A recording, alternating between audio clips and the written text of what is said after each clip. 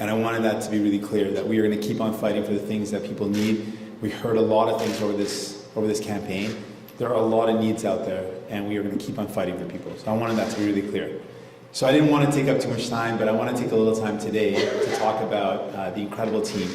And I just want to highlight some of the most important people in this campaign. Our campaign director, my chief of staff, Jennifer Howard. She's done an incredible job. She ran an incredible campaign. So proud to call her a friend, and our campaign director, and she led us with an incredible campaign that we are so proud of.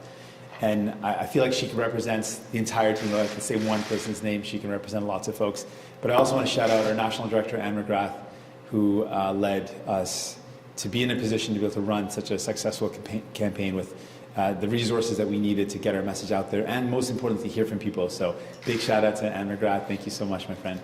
And you probably noticed someone that stole the show pretty much throughout the campaign, someone who people wanted to see more of than me, because she lit up the room and she had so much energy and passion while like fully pregnant.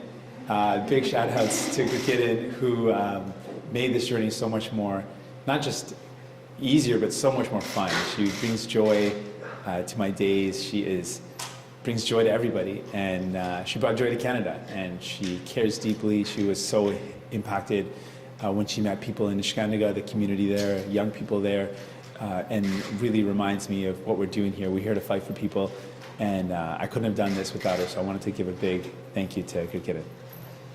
And with that, I wanted to also do this in French. Donc, hier, j'ai voulu souligner comment on serait là pour les gens, on va continuer de se battre pour les gens. Et c'était important de rassurer les gens. Donc aujourd'hui, je vais prendre un moment pour aussi remercier mon équipe. J'ai eu une équipe incroyable. Chaque membre de mon équipe, c'est vraiment incroyable. Every member of my team is literally amazing. They're the best of the best. Mais si je veux souligner deux personnes. Ma directrice de la campagne, Jennifer Howard, pour la campagne, et elle représente toute l'équipe comme directrice. Donc un grand merci pour mon ami et chef de cabinet, quelqu'un d'extraordinaire. Et aussi je veux remercier mon directrice nationale, Anne McGrath, qui fait un travail acharné chaque jour et qui a donné les ressources avec son engagement et son effort. Nous avait donné les ressources nécessaires pour faire cette campagne. Donc un grand merci à ma directrice nationale.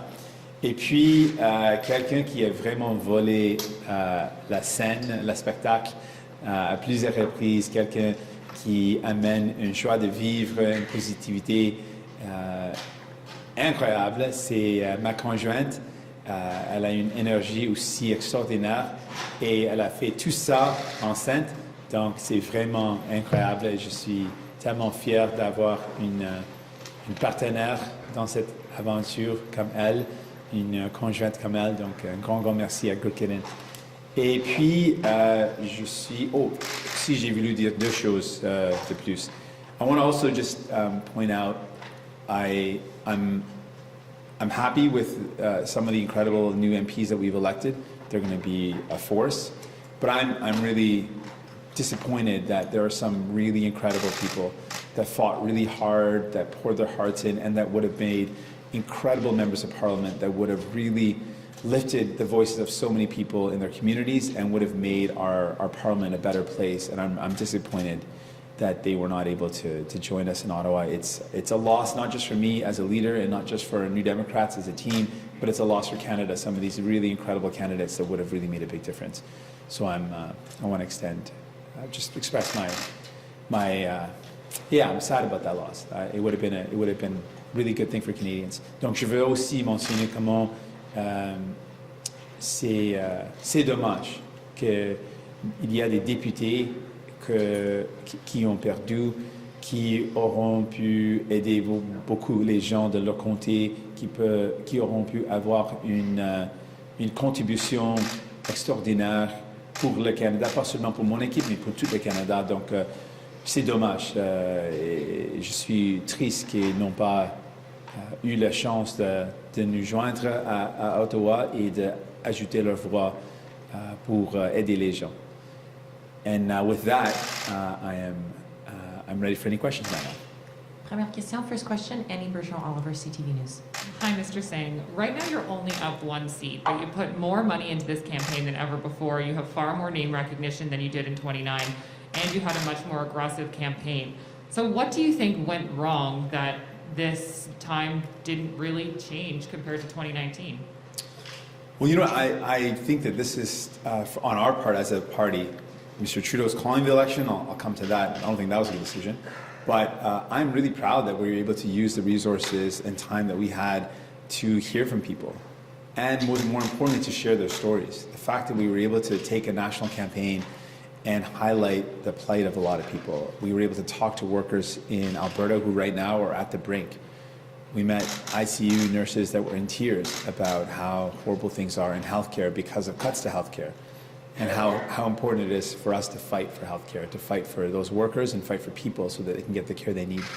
We went to Niskandiga. This is an Indigenous community that hasn't had clean drinking water for 27 years.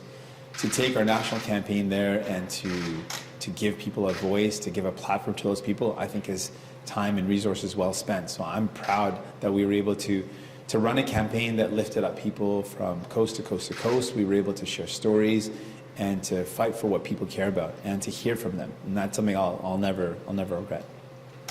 And your party spent a lot of effort on social media. It seemed like this was a key strategy this time, you know, spending more than $10 million to push your image out on TikTok, you did Twitch, Facebook, 22 million Facebook ads. But it doesn't seem like that translated into votes or into increased support. Do you think it was the wrong strategy to focus so much of your time on social media and digital media?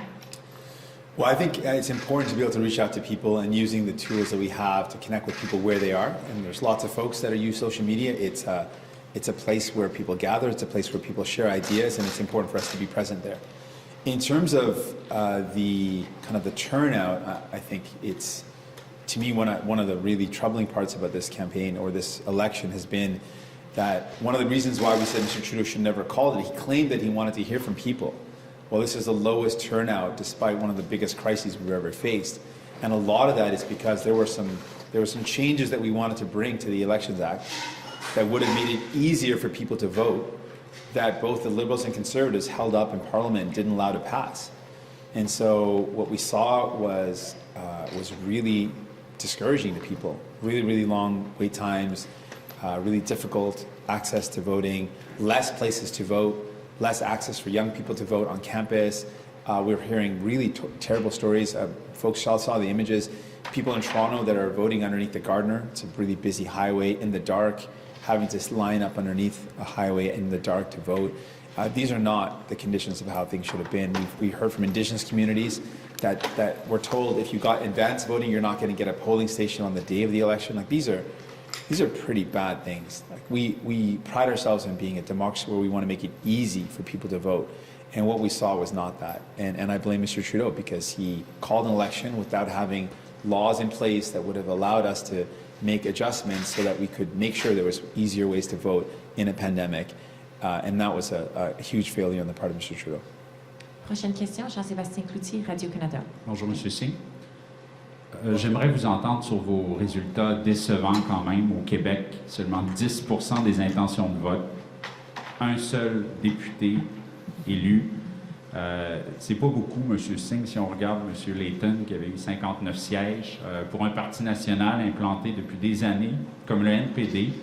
Pouvez-vous me dire une ou deux raisons, m'expliquer pourquoi vous pensez que ça plafonne au Québec? Premièrement, on ne lâche pas. Je vais continuer de me battre pour les Québécois et Québécoises. On serait là encore au Québec. On va faire de la campagne au Québec, mais plus important, on va continuer de gagner des victoires pour aider les Québécois et Québécoises. Vous pouvez rester sûr. Je vais retourner tout de suite à Montréal, au Québec en général. Je serai là. Et je veux dire que j'ai jamais pensé que c'était un travail facile. Je sais que ça prend du temps pour gagner la confiance des gens. Je vais continuer. je vais continuer, je ne lâche pas.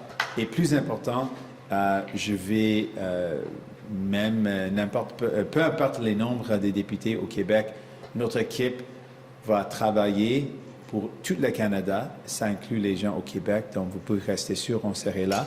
Mais je suis bien sûr déçu. Je suis déçu que les députés incroyables comme Ruth Ellen Rousseau ne seront pas à Ottawa encore. Donc, je pense que c'était un manque pour notre équipe, oui, mais c'est aussi un manque pour tout le Parlement du Canada de ne pas avoir des députés comme elle et les autres candidats de notre équipe au Québec, Nima Machouf, François Charquette, Brigitte Sans-Souci, F. Peclette. On avait des candidats et candidates excellents. Et c'est un manque pour notre équipe, mais aussi pour le Québec et le Canada, qu'ils ne seront pas à Ottawa. In English, please. I want to send a message to Quebecers that we'll never give up. We will always fight for you. We'll never stop fighting. And I want you to know we're going to be back in Quebec as soon as possible. We're going to be back in Montreal and in other parts of Quebec. I look forward to that. And I want you to know that we will fight for you. No matter what number of MPs we have from Quebec, we will always fight for all of Canada. And that includes Quebec. We'll make sure that you are heard, your concerns are listened to, and we are fighting for you. And that being said, I am, though, disappointed. Of course, I'm disappointed that incredible MPs that we had, incredible candidates that we have are not returning as MPs or not coming to Ottawa as MPs. I think that's a loss for our team, but it's also a loss for Quebec and for Canada and for the Parliament. So I'm disappointed. I'm sad to not see that Ruth Ellen will be back in Ottawa. I think she's already shown to be an incredible voice, would have been a great voice again. Our other candidates, incredible folks like Nima Machouf, Eve Peclette, François Choquette, Brigitte Sans-Souci. We had lots of incredible candidates that I wish would have been joining me in Ottawa because they would have been great voices for their communities and would have done a really good job fighting for them. Par ailleurs, est-ce que vous pensez que les appels répétés de Justin Trudeau pour le vote stratégique vous a nui parfois dans certaines circonscriptions encore cette année?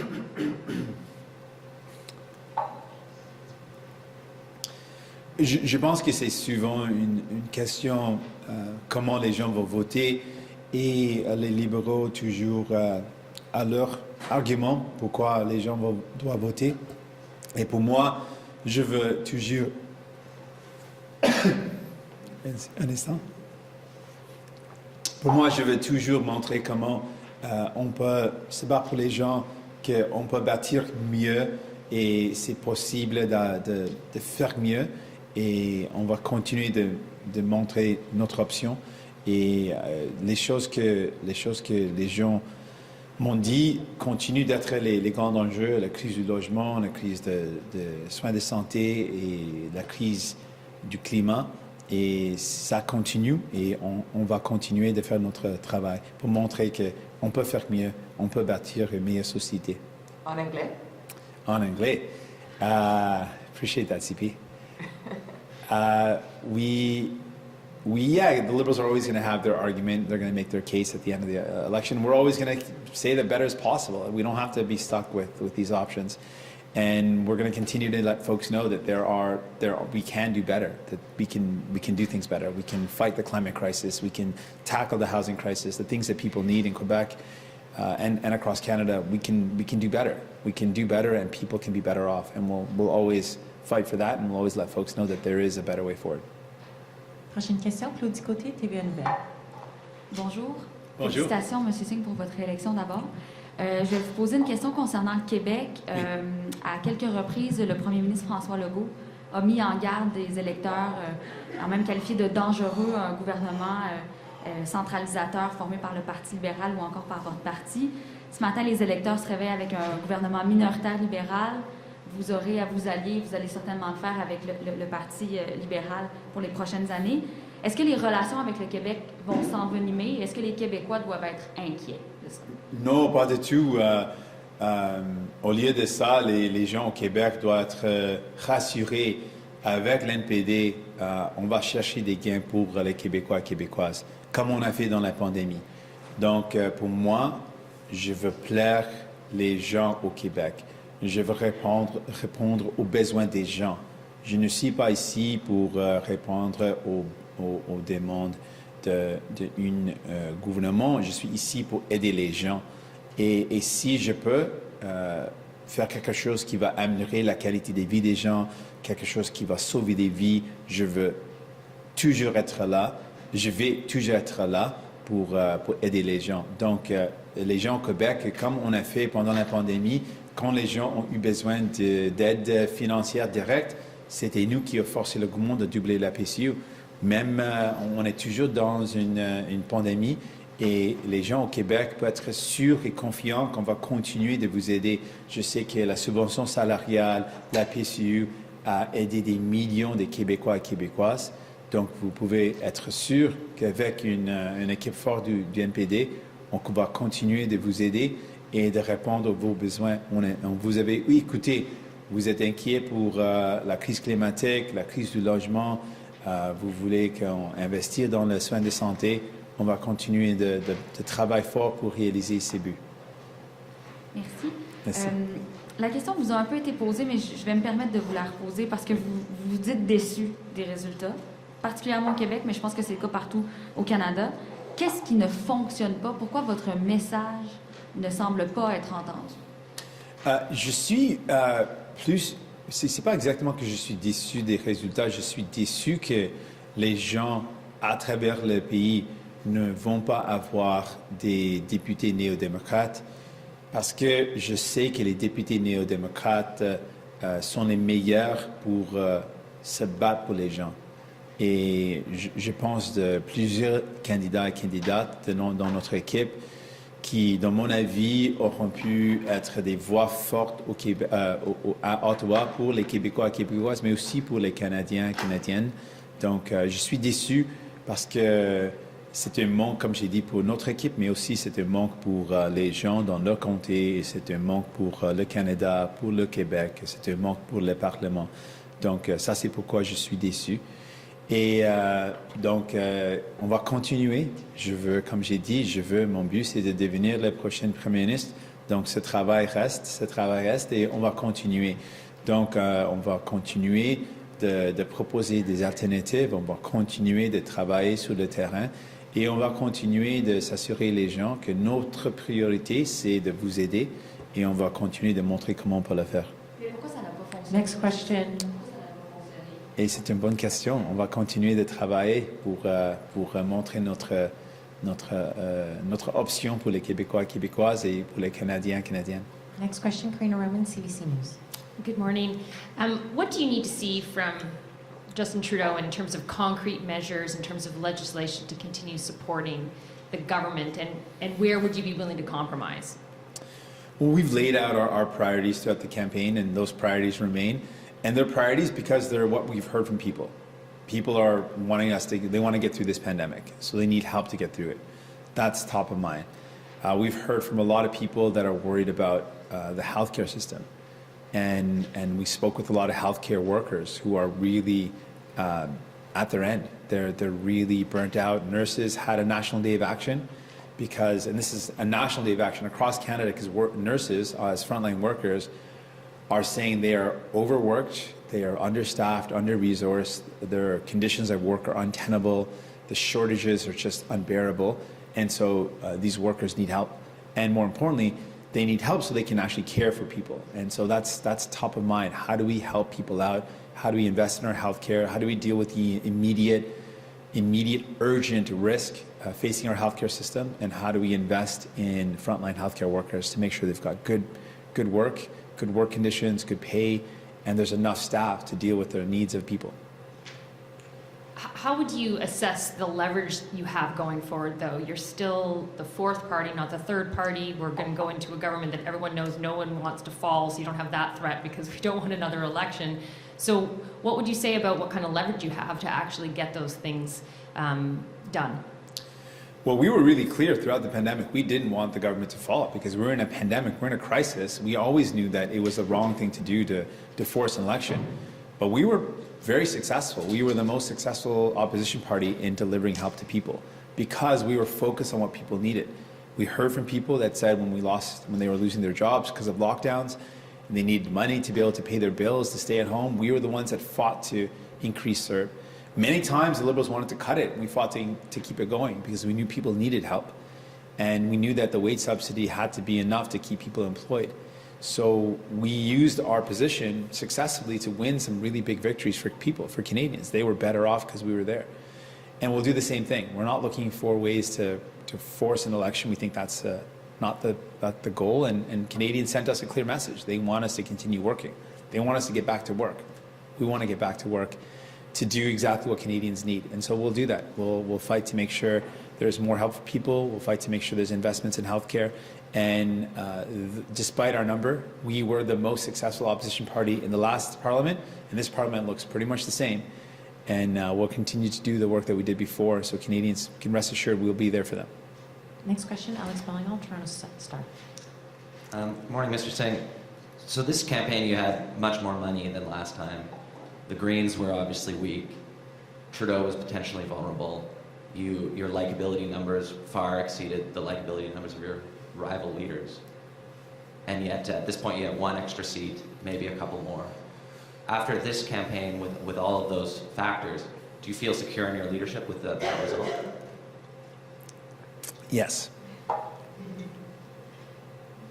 And just on working in the next parliament, you spent the campaign really going after Trudeau, alleging that he can't be trusted, that he's not the type of progressive politician that he says he is.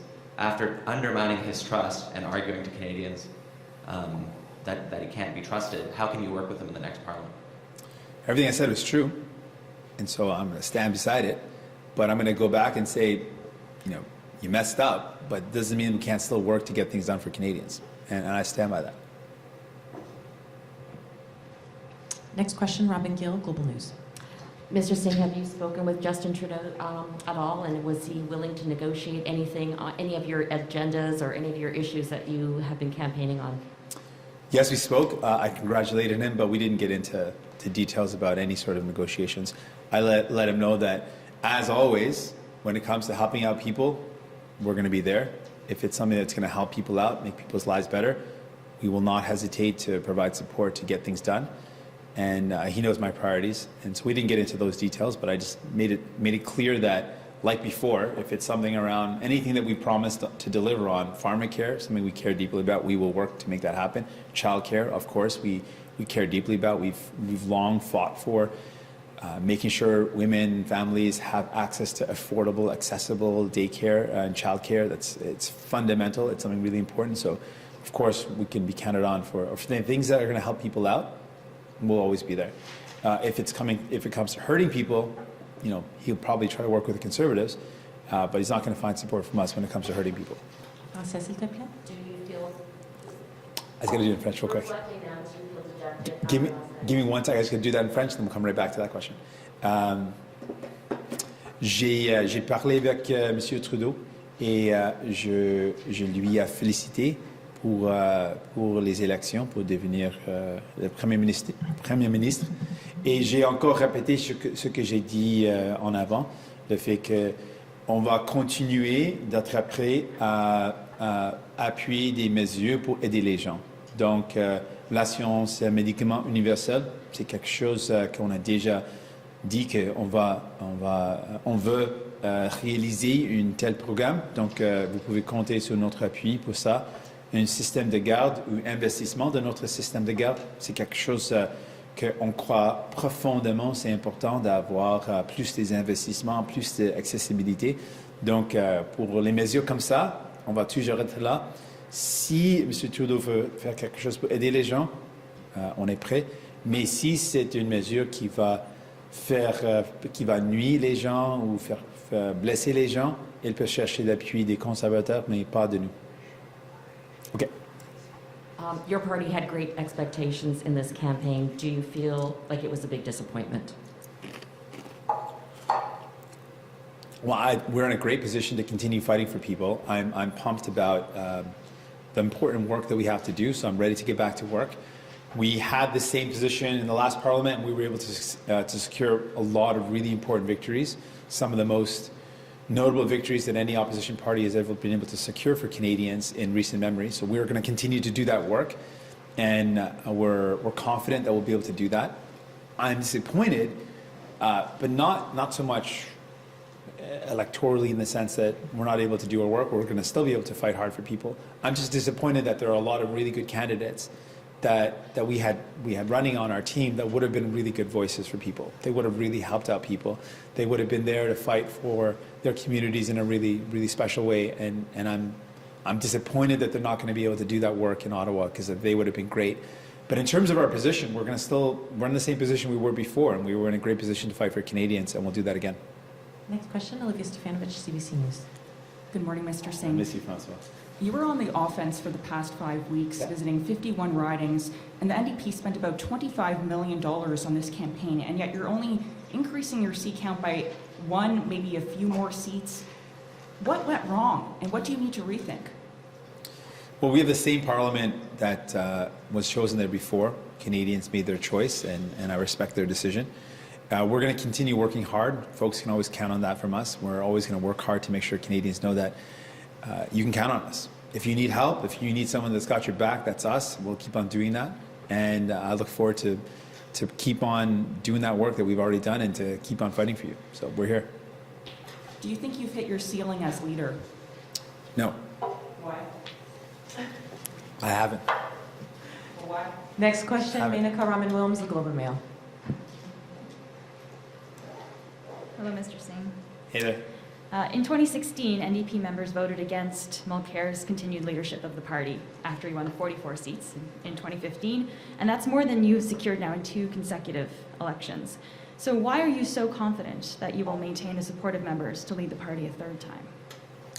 We ran a campaign that our party is and our members are really proud of. We fought really hard, and we showed what we're all about, and we're going to continue to do that. So I feel really confident about that. And more importantly, I want Canadians to know they can be confident about the fact that we'll be there again in Ottawa, fighting to make sure you get more help. That's what we did in the pandemic, and we'll continue to do that. Earlier this week, you said that a wealth tax was your #1 priority in a minority government situation. So which specific measures of the proposal do you want to see implemented, and would you hold back supporting the government on this issue?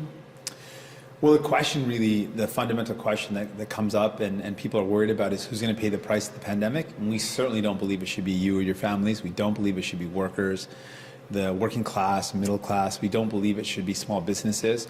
And so we remain resolute that it should be the ultra-rich, the billionaires that pay their fair share. When it comes to the fights for Canadians right now, the #1 thing that's on people's mind is actually is healthcare, is getting through this pandemic, is a crisis in our healthcare system, is the fact that a lot of healthcare workers are burnt out, and there's nurses have been crying out for a long time that the situation is really bad. It's at a disaster point. And so that's going to be something we work on right away, getting help to get through this pandemic, getting help to our healthcare system, our healthcare workers, so that people can know that if they or their loved ones need help, that our healthcare system will be there for them. Next question, Kelly Malone, The Canadian Press. As my colleagues pointed out, this election you had more money, you pulled higher, and unlike in 2019, people knew who you were and who you are as a leader. So where do the New Democrats go from here outside of Parliament to grow ahead of the next election to get more seats if there is an election again in 2 years? Well, our goal, our first and foremost goal, the reason why I want to be Prime Minister isn't just because I want the title, is because we want to help people. We want to fight to make things better for people. So that's going to be our first goal right now. We are going to go back to Ottawa, and we're going to fight for people. We've got a new team. We're going to have some new MPs, and we're going to get down to work to say, what can we do to make life better for Canadians? That's our goal. That's our #1 goal. That will always be our #1 goal. And when it comes to gaining the confidence of Canadians, we'll do that. We're never going to give up. We know that that's not an easy path, and I never thought it was going to be easy. But most importantly for us, and the way we gain trust for Canadians, is to do what's always been our goal, fighting for people, getting them the help they need. Right now, it's getting through the pandemic, it's making sure our healthcare system is there for people, and we'll do that. We're going to fight for you.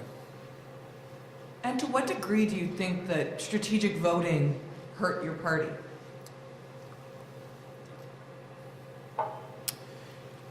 I think the bigger problem that we're up against for us as a party is we believe that better is possible, that we can do better. And I think there is a lot of cynicism. And I think that cynicism has been fed by people like Mr. Trudeau, who've said a lot of great things, and when they don't do them and people end up hurting because of that, it increases cynicism. And it's hard to imagine that things can be better. And I think that's really one of the biggest challenges that we're up against is letting folks know, or having folks really start to believe that we can do better. And I hope to do that. I hope to reinstill that faith and that hope that better is possible. We can make things better. We can fix the problems we're up against. If we make things a priority, they get fixed. And I want Canadians to know that. And so I'll keep on working on it. Mackenzie Gray, CTV News. Good morning. Yes. Good morning, Mr. Singh. Yeah, good morning. Polls have consistently shown that you're the most liked leader in this country, and that Mr. Trudeau and Mr. O'Toole are disliked by roughly 50% of Canadians. But despite that, Mr. Trudeau is still the Prime Minister. Despite that, Mr. O'Toole won 100 seats. And despite that, you're still the leader of the fourth party. Why can't you turn your personal popularity into more seats for the NDP? Good question. But, you know, I'm not. It's an honor. I'm thankful. I appreciate that people have a positive feeling towards me. But when I say this, I really mean it. That's good. That's all well and good. I'm really here because I want to make a difference. And in the last Parliament, I said this throughout the campaign. I meant it. I was pretty honored and amazed at how much we got done, despite being the fourth party, despite only having 24 seats at the time. So whatever the number turns out to be, I know we'll be in a similar position to get stuff done for people. My goal will always be to form government, but it's because I think I can make a difference in people's lives. So I'm going to use the position I have to make a difference in people's lives, to try to make things better, to help people get through this pandemic, to give people hope, to let them know that there's someone fighting for you. That's really my ultimate goal. That's the most important thing. I just know that having seen what we're able to do in a minority government with only 24 seats, I know in my heart we can make this country so much better. We could do so much more good for people if we form government. So I'm going to keep on fighting. I'm, as you know, I'm a fighter. I'm relentless. I will never back down. And I believe that we'll make a difference in people's lives, and we're going to keep on showing that is possible and that people should believe in it. There are a lot of disappointed New Democrats out there this morning, including a number of MPs who you went to visit them in their ridings, and people who thought that they were going to be re-elected, including Ruth Ellen Brousseau and Tracy Ramsey, two particular people. You say that you're confident in your leadership of the party, so can you give us your pitch to those disappointed MPs in your caucus and to other candidates who ran about why you were not able to get more seats in last night's election? Well, those are some really good names to talk about when I think about people that I'm disappointed aren't going to be able to go back to Ottawa, because Ruth Ellen Brousseau, folks who know her, she was an incredible voice for Berthier Masconnaugier. She was a powerful voice for farmers, for people in the agriculture sector, and people were better off with her as their MP. She benefited them. And it's a loss to not just our movement, but it's a loss to that community, that she's not going to go back to Ottawa. Tracy Ramsey was a fierce fighter for people, and still is. And was a fierce fighter as an MP and continued that in her community work. And so people are going to be worse off because she's not there for them. And that's a loss for me, for sure, as a leader. It's a loss for our team, but it's a bigger loss for Essex. The people of Essex are worse off because she's not there. But that's the story for people across the country with our great candidates that fought so hard, that ran great campaigns. Their losses are a loss to Canada, to Parliament, to people. And that's what I'm disappointed about. But in terms of the campaign we ran a great campaign. We were proud of the work we did, proud of the people that we connected to and the stories that we shared. And we're going to go back and keep on fighting. This concludes our press conference. Thank you. Merci. Cheers.